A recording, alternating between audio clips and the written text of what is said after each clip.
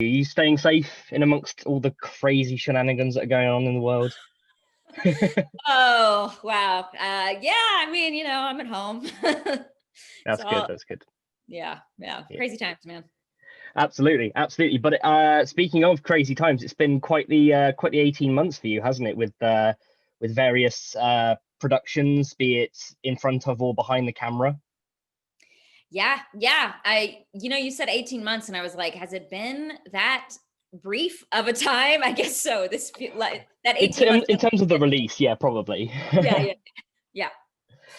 Because obviously I'm here to talk to you about 12-hour Shift, a film that I got the privilege of watching today. I loved it. I thought it was absolutely fantastic. So big congratulations on the film. Thanks for watching it. And of course, obviously you wrote another film that I had the honor of watching it at FrightFest, Lucky, which another film of yours that I absolutely loved. I thought it was fantastic. Okay. So yeah, it's been a very busy 18 or 24 months for you. Obviously, COVID has delayed a lot of things, but you still managed to get your films out. So again, big congrats on that. So for those watching the video on our YouTube channel, who may not have heard of 12-hour Shift, could you give us sort of a brief sell of the film? Yeah, 12-hour Shift is a movie about nurses selling organs on the black market in the 90s in Arkansas. And it all takes place over one 12-hour shift when things go horribly wrong. Sort of a comedy of errors, really, as well, because it is a very dark, funny, twisted take on this sort of on this stuff that has happened in real life. So before we properly get into talking about the film, I just wanted to get to know for myself and the audience to get to know you a little bit more and ask what really inspired you to pursue a career in film, be it as an actor or as a filmmaker. Well, if people don't know, I spent the first 10 or so years of my career acting. And in the last, I directed my first film 7 years ago, 8 years ago, and have kind of continued on that path while acting at the same time in the Mhm. last however many years. I don't know who can count time anymore. But I don't know. I mean, I've always been a storyteller. Mhm. I'm a person who really loves uh hearing a story. If you can like tell me a good story, I will love to listen.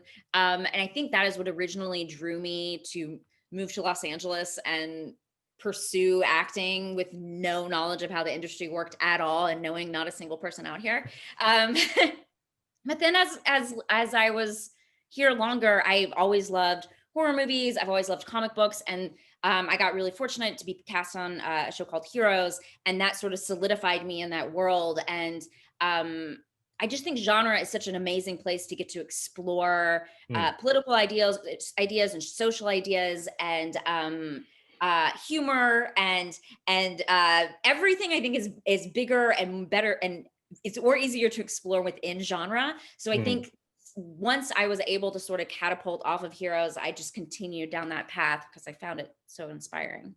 Absolutely. And you mentioned sort of how ideal genre is to explore all those ideas. Horror is the perfect genre to do that because you have so many subgenres within it. It's the perfect platform or blank canvas, if you want.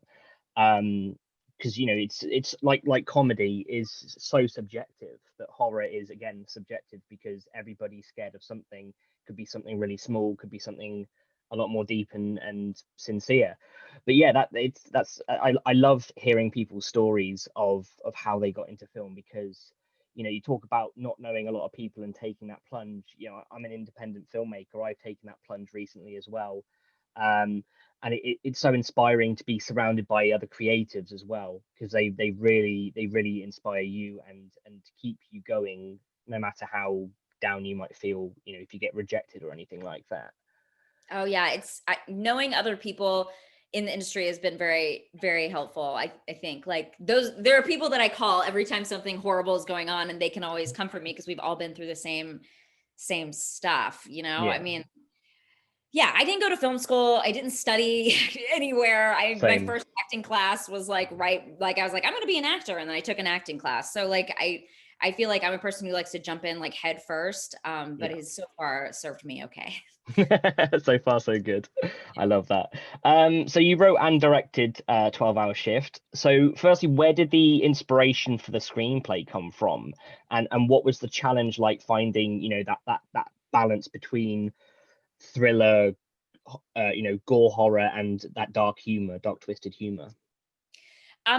Yeah, well, I grew up in East Texas, in a small town, and I wanted to write something that sort of reflected that part of the world and my teen years. I a child of the '90s, so for Mhm. me, it made sense to sort of set this in this world that I knew really well of like troubled women in the '90s, doing something that maybe wasn't quite on the up and up. I never sold organs as a teen, but I will say I probably was involved in things I shouldn't have been in.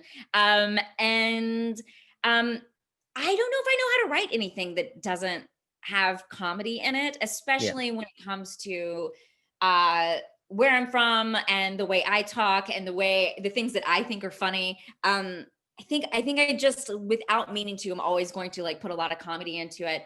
And then once I hired the actors on, a lot of them really that I ended up hiring really leaned into the comedy. And I think a movie that could have been more straight Mm. ended up being much more wacky because the people I hired were so broad and so funny, Yeah. and then I used all of their funniness in the final film. I think as well, taking this idea of a story and putting that dark humor twist on it was, really did benefit it, because there were some moments that, a lot of people would find hard to watch, but there's that just that little bit of ease that keeps them along for the ride. So yeah, that balance was fantastic.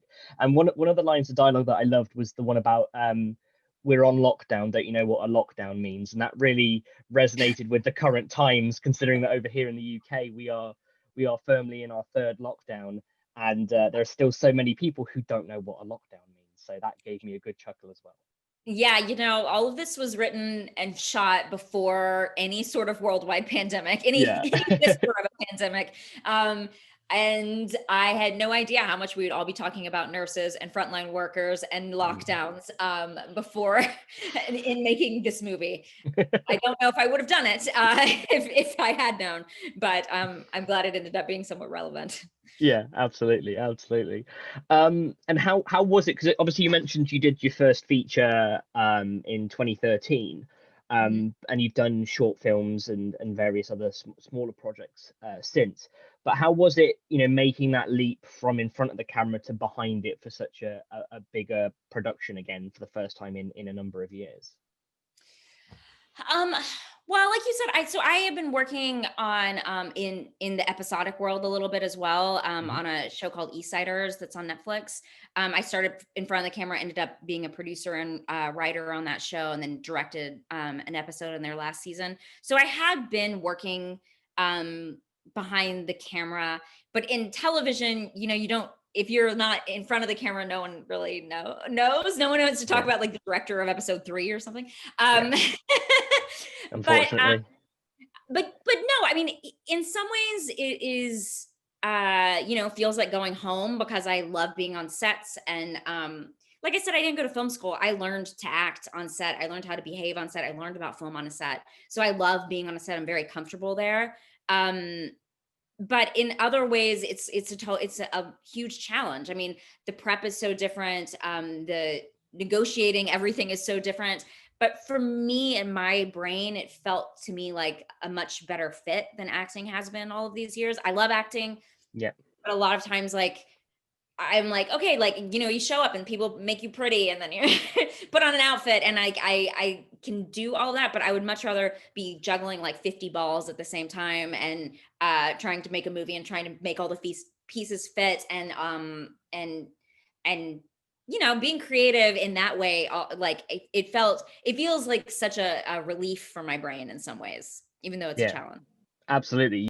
Going through that process of writing ideas down and forming them into a coherent story and then seeing it on screen, it's such a rewarding experience. And yeah, I love hearing people's stories of how they got from point A to point Z, and then feeling that warm sensation that they've made something that they're really, really proud of. It's Yeah, wonderful. and I mean, I think also coming from the acting background, I've worked with so many directors, so I can take a piece of each of them and be like, oh, I liked when they did that. I liked when they did that.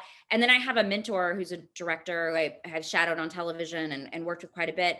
And he's such a relaxing force that I'm like, I can be that. I can be this, in spite of my massive amount of energy, I can be this relaxing, cool force that makes this set a fun and cool place to be.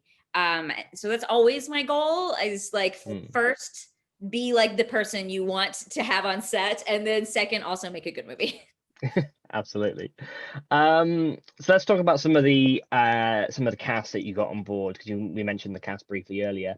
Angela Bettis, is it Bettis? Am I saying her surname correctly? Yes.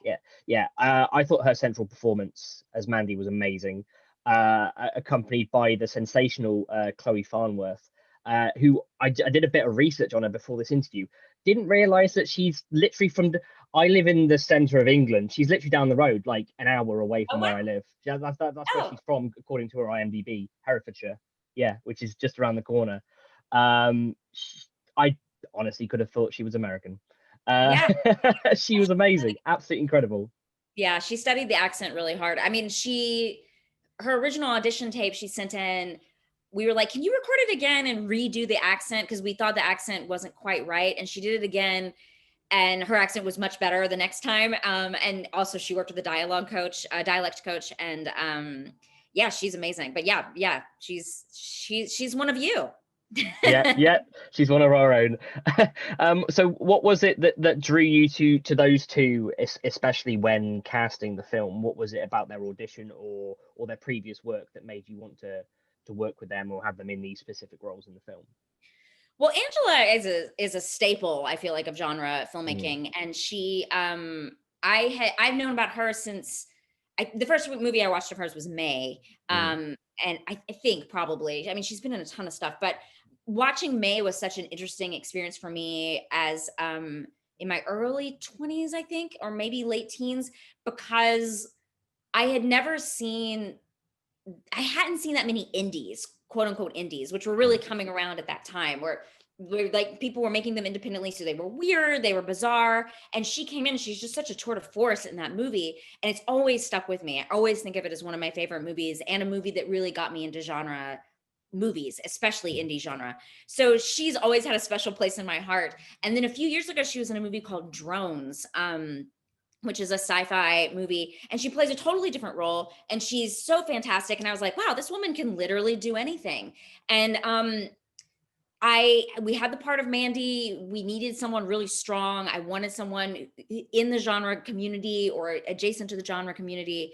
And I brought her up to my producers, and we sent her the script, and she ended up taking the movie. So we were just really fortunate to get her.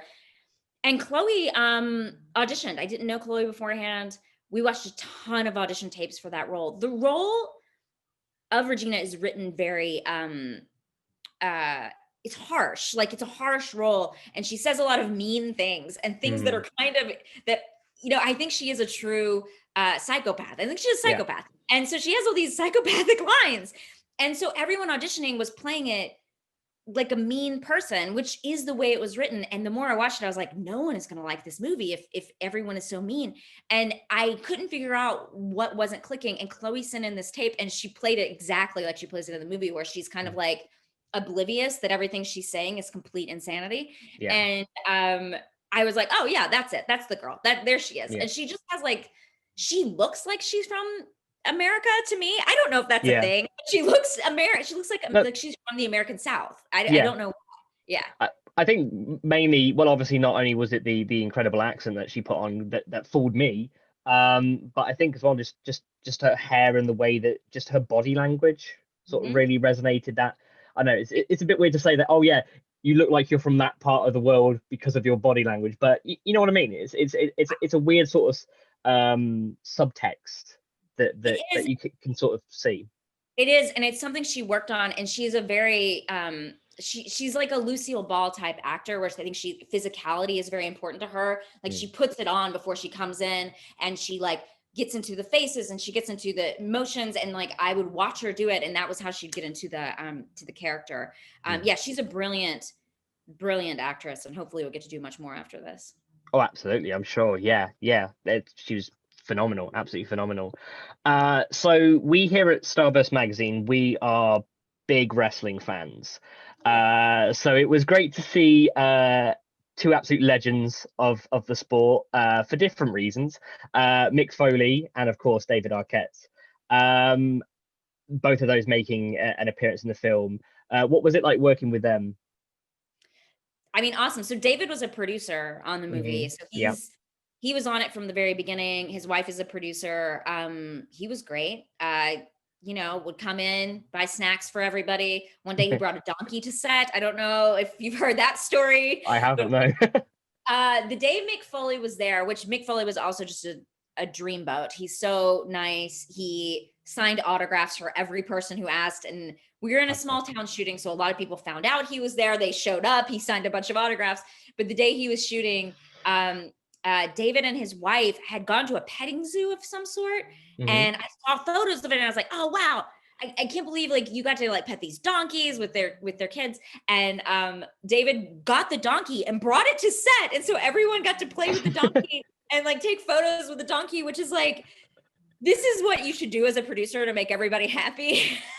Bring it. I mean, okay, making notes. Bring donkey to sets. Okay. You know, pay them.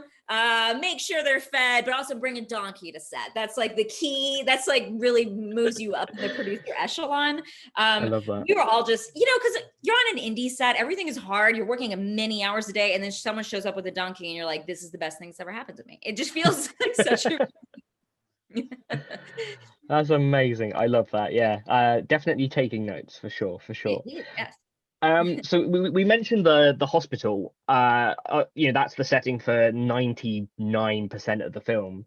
How was it finding the right location? Like, was any of it a set that was built, or did you actually find a building to use? You know, it felt like a wonderful blank canvas that you could really play with, and you know, well, obviously there is gore that's splattered up the walls and all sorts. So yeah, how was that that task of finding the hospital location? Yeah, I mean, without the hospital, the movie couldn't have been made. It's a low budget, lower than whatever you're thinking. I always tell people it's low enough to where the sound guy was also the guy laying in the bed playing the brother the whole time. So like that's how low it was. It was a very small cast of crew. But my producer, Tara, her dad lives in Arkansas, which is where we thought we might want to shoot it. And he was like, you know, there's a local hospital that's about to redo a floor that I think hasn't been redone since the 90s. So Tara and her husband, who's also a producer, Jordan, flew down there, was like, please don't redo this floor. Can we use it for a movie for a month first? And they were like, sure, that's amazing. We got that kind of permission. So very lucky as well. Dream come true. It was great because like on an indie set, normally you're like, oh, you can have this room for like one day and then you can dress it and you have to move out because we're going to use it or something. But we actually had the whole run of that floor for the entire run of the show. So we could have dressing rooms for the actors who all stayed in hospital rooms, which they ended up loving. And then like we actually got to have like offices, which never happens on a production this small. And then we had this whole side that we shot on, which was pretty much the same hallway the whole time. And then we just redressed it. And then we used a lot of props from the hospital themselves. They let us like raid their old, like where they store their old equipment. They let us raid all of that and bring it in. So like all the trolleys and stuff, all the beds and the trolleys were all legit. Exactly. Because I mean, you like on this size budget, we couldn't afford to buy that kind of stuff. We couldn't afford to even rent it. But they were so nice. They let us use all of it. And we only had, I think, total of a couple of beds, but we just moved them from room to room when we needed them. And if we passed by a door and there wasn't a bed in there, we just would close the door. Like we did a lot of like maneuvering around what we had. But yeah, it was sort of a dream come true when it comes to like props and location. Because there's no way we could have afforded it on our budget unless it was basically given to us. Yeah, again, hearing people's stories of how they came across locations and equipment is great. I spoke to the filmmakers behind the another indie film called Snatchers last year or the year before, again, time is a weird construct at the moment. But when I spoke to them, they had a police station, literally like an abandoned police station, which the following week after they managed to get the rights to shoot there, the police station was going to be demolished. So they were, again, really lucky with knowing somebody who managed to get that before they changed it or got rid of it, you know. So sort of a similar story for you, but that's great to see, because yeah, if that wasn't the case, it'd be really interesting to see where it went. So just kind of got like one more thing really. You know, we mentioned obviously you've released 12-Hour Shift in the last year. You wrote and starred in Lucky, and you also starred in The Stylist, another film that I really enjoyed, where you got to work with Jill. What's next for you? What have you got, anything that you can talk about that's coming up, or anything like that, or have you got other stuff in the pipeline? Is that not enough? Haven't I done enough? To be fair, you do deserve a break, but you never know if anything else is coming up. Yeah, well, I released a comic book called Mary. I released that during quarantine. That was just gonna have to come out. A graphic novel. It's kind of a YA sci-fi graphic novel about the descendant of Mary Shelley, who discovers there's a world of monsters. And it's so if people want more of me, if they aren't tired of me, Brea Grant fatigue, I don't know, then they can definitely pick that up. I wrote it, and yeah, it should be out. You can order it from anywhere basically now. Oh, fantastic. That sounds amazing. Fantastic stuff. So yeah, again, big congratulations on the film and everything you've done and everything you do in the future. I wish you the best of luck. Thanks so much for speaking with us today, and please stay safe, and hope you get to talk again in the future soon. Thank you so much.